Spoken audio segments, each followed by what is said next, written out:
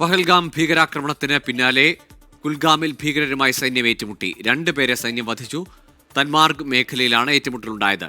TRF കമാൻഡറെ സൈന്യം വളഞ്ഞുവെന്നാണ് വിവരം. ബൽറാം നെടുങ്ങാടി നൽകുന്നു വിശദാംശങ്ങളും. ബൽറാം, ഇന്ന് പല ചെക്ക് പോസ്റ്റുകളിലും നുഴഞ്ഞുകയറ്റ ശ്രമം തകർത്തു, ഉറിയിലടക്കം. ഇപ്പോൾ ഈ സൈനിക നടപടി കുൽഗാമിൽ ഏത് നിലയിലാണ് പുരോഗമിക്കുന്നത്?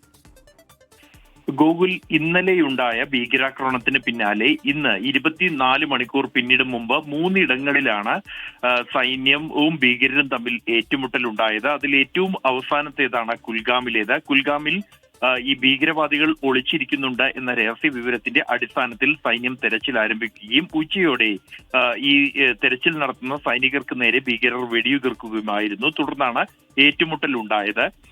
ഈ ഏറ്റുമുട്ടൽ ഇപ്പോൾ ഈ പരസ്പരമുള്ള ഏറ്റുമുട്ടൽ ഇല്ല. എന്നാൽ ഒരു TRF കമാൻഡർ അടങ്ങുന്ന 3 അംഗ ഭീകരവാദികളുടെ സംഘം ഒളിച്ചിരിക്കുന്ന പ്രദേശം സൈന്യം വളഞ്ഞിരിക്കുകയാണ്. ഈ പ്രദേശത്ത് കൂടുതൽ സൈനികരെ വിന്യസിച്ചിരിക്കുന്നു. കുൽഗാമിലെ ഈ മേഖലയിലേക്ക് മറ്റ് ആളുകളെ ഒന്നും കടത്തിവിടുന്നില്ല. കൂടുതൽ സൈനികരെ വിന്യസിച്ച് ഈ പ്രദേശത്തേക്ക് ഈ ഒളിത്താവളം പൂർണ്ണമായും സൈന്യം വളഞ്ഞിരിക്കുകയാണ്.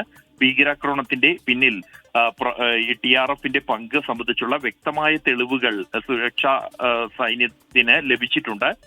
ഇതിന്റെ അടിസ്ഥാനത്തിൽ തന്നെയാണ് ഈ ഭീകരവാദി സാന്നിധ്യമുള്ള പ്രദേശങ്ങളിൽ ഇന്ന് സൈന്യം തെരച്ചിൽ നടത്തിയതും അതിനിടെ ഈ ഏറ്റുമുട്ടൽ കുൽഗാമിൽ ഉണ്ടായതും. പ്രദേശത്ത് ഇപ്പോഴും സൈന്യത്തിന്റെ തെരച്ചിൽ സജീവമായി തന്നെ പുരോഗമിക്കുകയാണ്.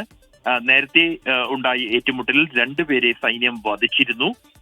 ഈ TRF കമാൻഡർ അടക്കമുള്ള 3 പേർ ഈ പ്രദേശത്ത് ഒളിച്ചിരിക്കുന്നുണ്ട് എന്ന സ്ഥിരീകരിച്ച വിവരം സൈന്യത്തിന് ലഭിച്ചിട്ടുണ്ട്. പ്രദേശത്തേക്ക് കൂടുതൽ സൈനികരെ എത്തിച്ചിരിക്കുകയാണ്.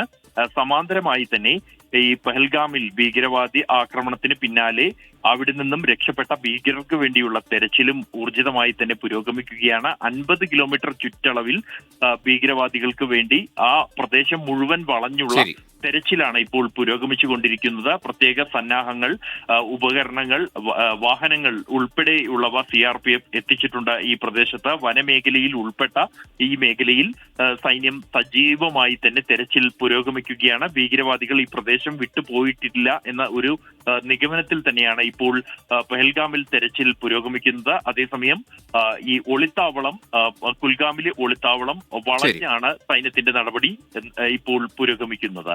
ശരി, ബൽറാം നെടുങ്ങാടിയാണ് ഇപ്പോൾ പഹൽഗാമിൽ നിന്ന് വിവരങ്ങൾ നൽകിയത്. ഏതായാലും ഇപ്പോൾ സൈനിക നടപടി പുരോഗമിക്കുകയാണ്. ഭീകരർക്കായുള്ള തെരച്ചിലൊപ്പം നുഴഞ്ഞുകയറ്റ ശ്രമങ്ങളിൽ കനത്ത തിരിച്ചടി നൽകുകയാണ് സൈന്യം കശ്മീരിൽ.